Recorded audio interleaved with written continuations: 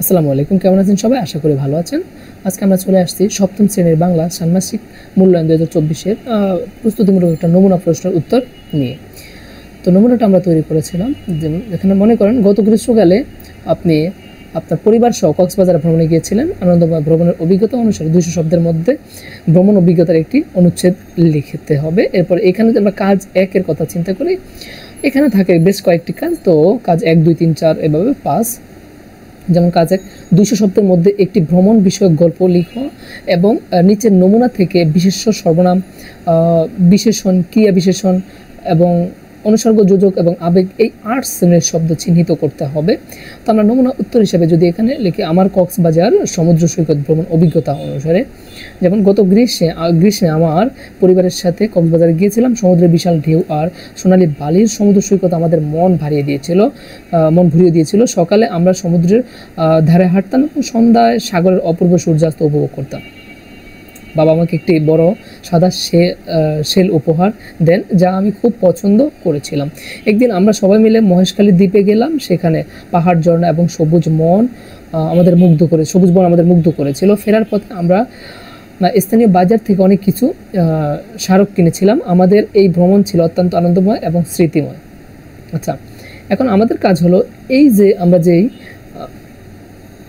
ভ্রমণ অভিজ্ঞতার আলোকে একটা অনুচ্ছেদ লিখলাম, এ থেকে আমরা 8টি পদশ্রেণী চিহ্নিত করব এবং তাদেরকে আমরা লিখব। যেমন এখানে আমাদের ভ্রমণ অভিজ্ঞতা থেকে বিশেষ্য, সর্বনাম, বিশেষণ, ক্রিয়া বিশেষণ, অনুসর্গ, যোজক এবং আবেগ এই 8 শ্রেণীর শব্দ চিহ্নিত করবে। যেমন আমরা এটার মধ্যে আমরা যে অনুচ্ছেদটা লিখি তার মধ্যে বিশেষ্য পদগুলো আমরা এখানে লিখেছি, এছাড়া সর্বনাম পদগুলো লিখেছি, এছাড়া বিশেষণ পদগুলো লিখেছি, ক্রিয়া পদগুলো ক্রিয়া যেগুলো ছিল সেগুলো লিখেছি, ক্রিয়া বিশেষণ যেগুলো ছিল লিখেছি, অনুসর্গ লিখেছি, এছাড়াও লিখেছি আমরা যোজক এবং লিখেছি হলো আবেগ। এই সবগুলো আমরা লিখেছি। এই গল্পটি আমার ভ্রমণের সুখ স্মৃতির এক ঝলক তুলে ধরে এবং বিশেষ্য, সর্বনাম, ক্রিয়া বিশেষণ, অনুসর্গ, যোজক ইত্যাদি আবেগ এই 8 শ্রেণীর শব্দগুলো সঠিক ব্যবহার প্রদর্শন করেছিল। এখন পরীক্ষাটা আসলে বই নির্ভর বা নির্দিষ্ট প্রশ্ন নির্ভর এমনটা নয়। এখন এই বর্তমানে পরীক্ষাটা হচ্ছে একদম নর্মালি স্টুডেন্টদের উপর। স্টুডেন্ট তার মনের মতো করে নিজস্ব একটা অনুচ্ছেদ বা প্রতিবেদন লিখছে এবং সেই অনুসারে তার যে কোশ্চেনগুলো যেগুলো থাকবে তার নির্দিষ্ট টপিক থেকে, তার লেখা নিজের মনোভাব থেকে প্রশ্নগুলো অ্যান্সার দিতে হবে। এখানে কারো নির্দিষ্ট কোনো অ্যান্সার নেই, তার মনে ঠিক যে অ্যান্সারগুলো ধরে সেগুলোই লিখবে আর সেগুলোর উপর টিচার মার্ক করবে। এরপর আমরা কাজ 2 নিয়েছি, যেমন সবুজ নির্মল প্রকৃতি নিয়ে একটি ছোট অনুচ্ছেদ লিখো। এখানে সবুজ নির্মল প্রকৃতি না হয়ে অন্য কিছু হতে পারতো, বর্ষাকাল হতে পারতো শীতকাল হতে পারতো, অন্য কোনো ঋতু বা অন্য কোনো বিশেষ দিন হতে পারতো।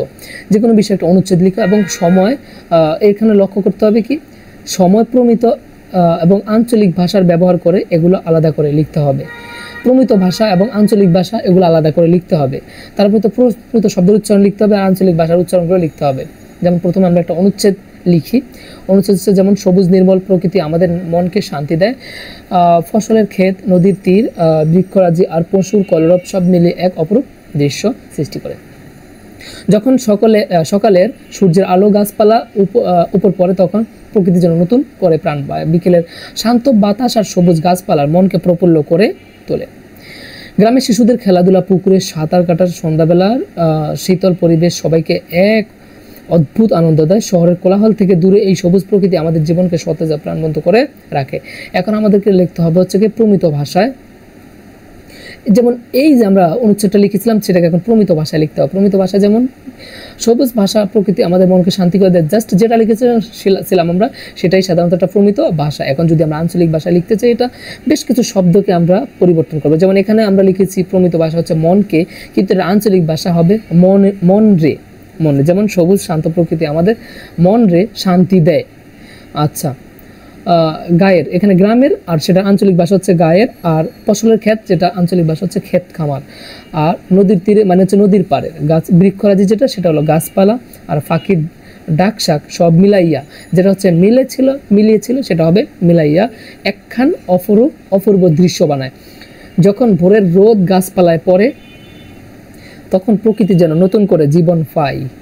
বিকেলের ঠান্ডা বাতাস আর সবুজ গাছপালা মন রে খুশি করে তোলে। গায়ের বাচ্চাগুলান খেলা করে, পুকুরে সাঁতার কাটে আর সন্ধ্যার ঠান্ডা পরিবেশ সবাইরে এক অদ্ভুত আনন্দ দেয়। শহরের কোলাহল থিকা দূরে এই সবুজ প্রকৃতি আমাদের জীবন রে তাজা আর প্রাণবন্ত রাখে। এই ছিল হচ্ছে প্রমিতর আঞ্চলিক ভাষায়। এখন প্রমিত উচ্চারণগুলো লিখি। আমি যে প্রমিত অনুচ্ছেদটা লিখেছি তার ভিতরে যে শব্দগুলো লিখেছি সেটা হচ্ছে আসলে প্রমিত শব্দ, আর প্রমিত শব্দের উচ্চারণগুলো লিখেছি এখানে আমরা। এরপরে আঞ্চলিক যে ভাষায় যেটা লিখেছি, আঞ্চলিক ভাষার যে শব্দগুলো ছিল, যেমন মনকে মন রে, আমাদেরই থাকে, গ্রামের হচ্ছে গায়ের, সেই হচ্ছে আঞ্চলিক ভাষার শব্দগুলো লিখেছি। এরপর হচ্ছে আমাদের কাজ 3, প্রমিত ভাষার চর্চা। আনুষ্ঠানিক এবং প্রাতিষ্ঠানিক ক্ষেত্রে আমরা প্রমিত ভাষার কথা বলবো, প্রমিত ভাষায় কথা বলার অনুশীলন করে থাকি, যেমন সাংস্কৃতিক অনুষ্ঠানের উপস্থাপনা যেভাবে করে থাকি। যেমন সম্মানিত অতিথি এবং উপস্থিত সকলকে জানাই আন্তরিক শুভেচ্ছা। আজকের এই সাংস্কৃতিক সন্ধ্যায় আপনারা সবাই আমাদের সাথে যুক্ত হয়েছেন, আর এর জন্য ধন্যবাদ। আমরা এই সন্ধ্যায় উপভোগ করব নানান ধরনের সঙ্গীত, নৃত্য ও নাটক। আশা করি আপনাদের সবার ভালো লাগবে। চলুন শুরু করি আমাদের প্রথম পরিবেশন। যেমন 21শে ফেব্রুয়ারি, তারপরে হচ্ছে আমাদের বা যে কোনো একটা বিষয় নিয়ে, বা বিজয় দিবস উপলক্ষে, বা 16 ডিসেম্বর, এছাড়া বা 26শে মার্চ ইত্যাদি যে কোনো একটা বিষয় নিয়ে আমরা বক্তব্য উপস্থাপন করতে পারি এখানে। প্রিয় সুধী, আজকের এই মহান 21শে ফেব্রুয়ারি অনুষ্ঠানে সবাইকে স্বাগত জানাই। 21শে ফেব্রুয়ারি আমাদের ভাষার অধিকার অর্জনের দিন। 1952 সালের এই দিনে আমাদের ভাষা সৈনিকরা বাংলা ভাষার মর্যাদা রক্ষার জন্য জীবন উৎসর্গ করেছেন। তাদের প্রতি রইল আমাদের ভীষণ শ্রদ্ধা, গভীর শ্রদ্ধা। চলুন আমরা সবাই মিলে আত্মত্যাগের মূল্যবোধ ধারণ করে এগিয়ে যাই। এরপরে হতে পারে একটা খবর পাঠ, একটা পত্রিকা, অর্থাৎ যদি এটা আপনাদের পরীক্ষা এসে থাকে, আপনারা একটা 1 পৃষ্ঠার একটা পত্রিকার পেপার নিয়ে গেলেন, সেটা পড়তে বলা হতে পারে এবং সেটা পড়ার জন্য সেটা পড়লাম। ইভেন হচ্ছে কি নিজের কোনো অভিজ্ঞতা উপস্থাপন, অর্থাৎ আমি আমার জীবনে চলার পথে, স্কুলে যাওয়ার পথে, বা কোনো ঘুরতে যাওয়া, নানার বাড়ি, দাদার বাড়ি, বা ঢাকা শহরে কোনো আত্মীয় বাসায় বেড়াইতে যাওয়ার পথে কোথাও কোনো বিপদে পড়েছিলাম, বা কোথাও কোনো খুব ভালো একটা সুন্দর মুহূর্ত ছিল, সেই মুহূর্তগুলো আমরা এখানে উপস্থাপন করব। এবং হচ্ছে সেই মুহূর্তটাকে নিয়ে একটি গল্প আকারে সেটাকে উপস্থাপন করা, সেটা হলো নিজের কোনো অভিজ্ঞতা শেয়ার করা। এরপর হচ্ছে পরবর্তী কাজটা হচ্ছে লাইব্রেরিয়ান বা ডাক্তার বা অন্য কোনো লোকের সাথে আলাপ, অর্থাৎ কোন লোকের সাথে আমরা কীরকম আলাপ করবো। যেমন একজন লাইব্রেরিয়ানের সাথে যদি আলাপ করতে যাই, তাহলে লাইব্রেরিয়ানকে জিজ্ঞাসা করতে পারি আমরা তার কত বই রয়েছে, লাইব্রেরিতে কত বইয়ের ধারণ ক্ষমতা রয়েছে, কত স্টুডেন্ট সেখানে পড়াশোনা করে, বা কী পরিমাণ বই সেখানে পাওয়া যায়, কোন রাইটারের বই পাওয়া যায়, ইত্যাদি ইত্যাদি। ডাক্তারের কাছে আমরা শারীরিক অসুস্থতা নিয়ে কথা বলতে পারি। এছাড়া কথা বলতে পারি একজন রিক্সা চালকের সাথে, কথা বলতে পারি রাস্তার পরিবেশ, কীভাবে রিক্সা চালান, কীভাবে রিক্সা চালাইতে কীরকম পরিশ্রম মনে হয়, এছাড়া কীরকম যাত্রী তোলে, যাত্রীরা কীরকম ভাড়া দেয়, কোন জায়গায় বেশি ভাড়া পাওয়া যায়, কোন জায়গায় ভাড়া কম পাওয়া যায়, ইত্যাদি ইত্যাদি। একজন কৃষকের সাথে কথা বললে আমরা বলতে পারি চাষাবাদ সম্পর্কে, অথবা আমরা কথা বলতে পারি কৃষক আসলে কীভাবে চাষ করেন, কীভাবে জমিতে বীজ বপন করেন, কখন কোন ঋতুতে কোন ফসল ভালো হয়, কোন ঋতুতে কোনটা চাষ করতে হয়, ইত্যাদি ইত্যাদি জিজ্ঞাসা করতে পারি আমরা, ইত্যাদি। এছাড়া কাচ্চার গুপ্তধন আবিষ্কার নিয়ে একটি কথোপকথন লিখা, এবং কথোপকথনে কী কী থাকবে, আমরা একটা কথোপকথন লিখতে পারি, যেটাকে আমরা ইংলিশে বলি ডায়ালগ।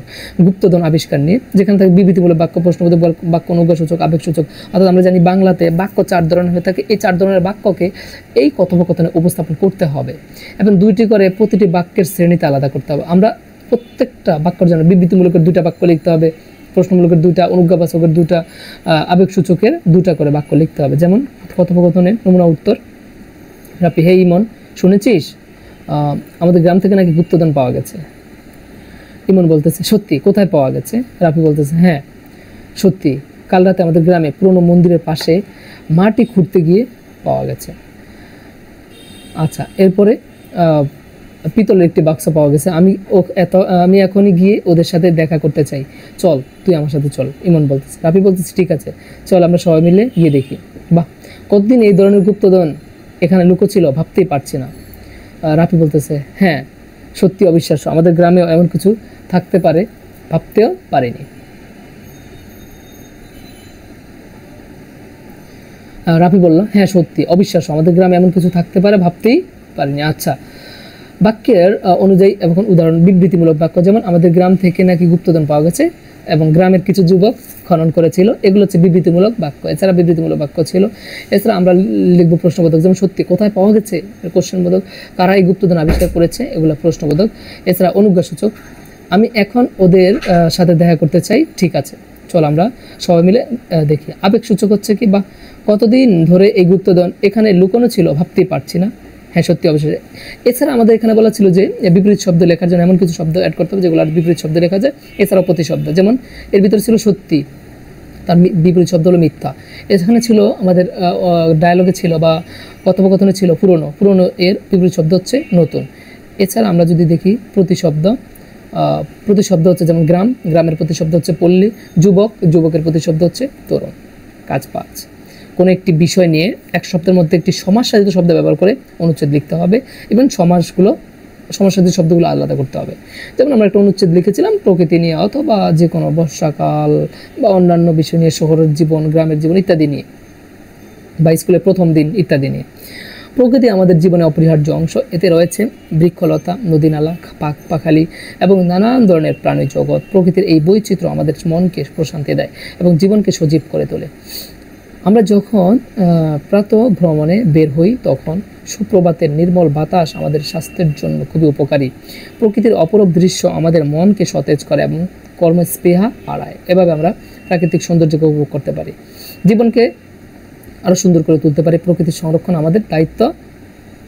যেমন সমাজসাধিত শব্দ কী কী এখানে, এই যে প্রাতঃ ভ্রমণে, এটা হচ্ছে সমাজসাধিত শব্দ। এছাড়া আমাদের সমাজসাধিত শব্দ হচ্ছে বৃক্ষলতা, নদী নালা। এছাড়া আমাদের সমাজসাহিত্য শব্দ হচ্ছে পাখপাখালি, প্রাণীজগৎ এবং সুপ্রভাত, কর্মস্পৃহা ইত্যাদি। ধন্যবাদ বন্ধুরা, এর পরবর্তী টপিকে আমাদের আবার দেখা হচ্ছে।